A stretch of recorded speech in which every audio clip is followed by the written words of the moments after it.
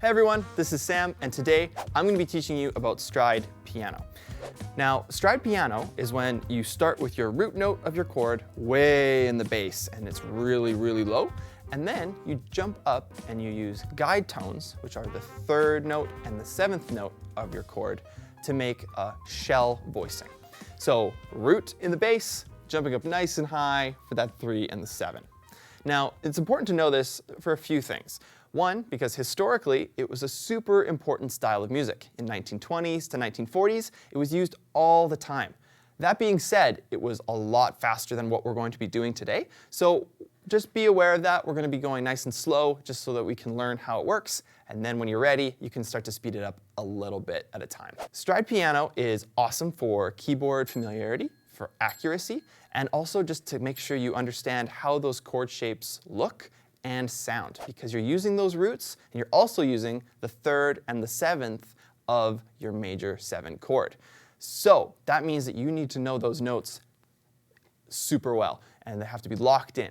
So we're going to take a look at C major 7, just one chord, and hopefully you can take that and use it on various other chords as well. So let's take a look. So for C major 7, what we're going to look at first is our root note.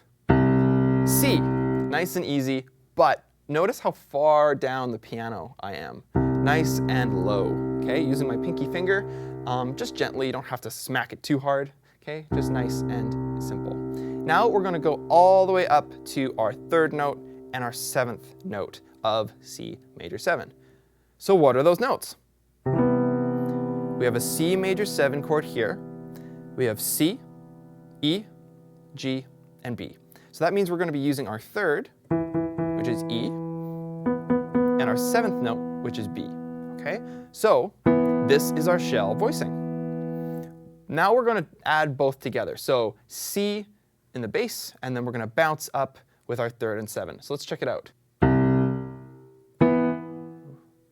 This is where the accuracy comes in, just nice and slow, landing on those 3rd and 7th notes.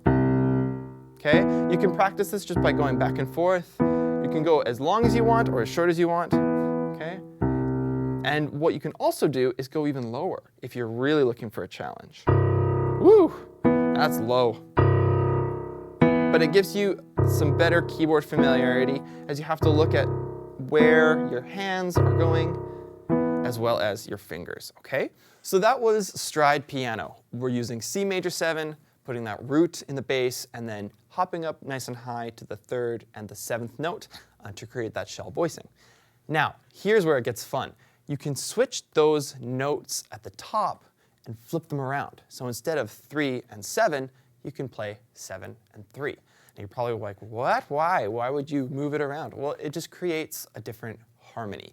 And sometimes you need those different harmonies for different melodies and all that good stuff. So for now, let's just focus on our left hand. We're going to switch those 3rd and 7th notes around, and I'll show you what that looks like. So we have our root in the bass, and we have that 3 and the 7. All we're going to do is take that E and move it up here. So it's going to be a little bit longer for your hand to bounce in between both. But just remember that if you go slowly, if you take your time, it will be easier and easier the more you do it. So I'm going to show you what that sounds like with that variation or that different exercise that you can practice with that bigger stretch of notes. And then I'll show you a cool exercise. So let's check out exercise number 2. We're going to go bass, and then we're going to go nice and high with that 3 and the 7. Sorry, 7 and 3. My goodness, I'm still over here. So 7 and 3. So same idea, just go nice and slow. Or if you want to go faster, ooh, now we're picking up the speed a bit, right? So this takes a long time to get used to. Your hands will learn where they need to go.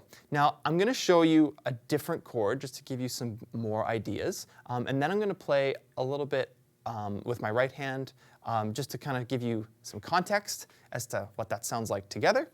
And then we'll be done. So let's take a look at F major 7. So F major 7, we have F, A, C, and E. So you guessed it, we have our root and our 3rd and 7th notes. Now we're not going to play them here, obviously, because we want that big stride with our hands. So we're going to move it up here.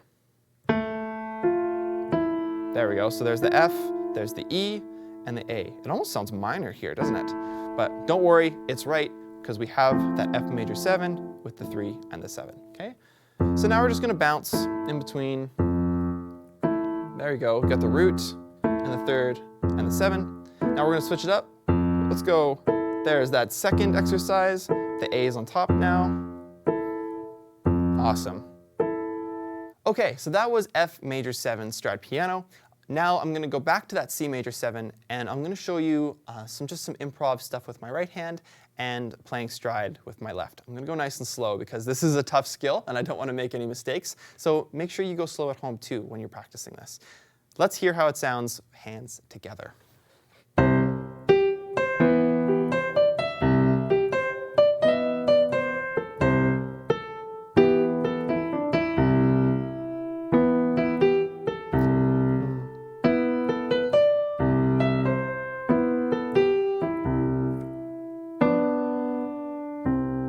There you go. So that was a little bit of stride piano, obviously a little bit slower.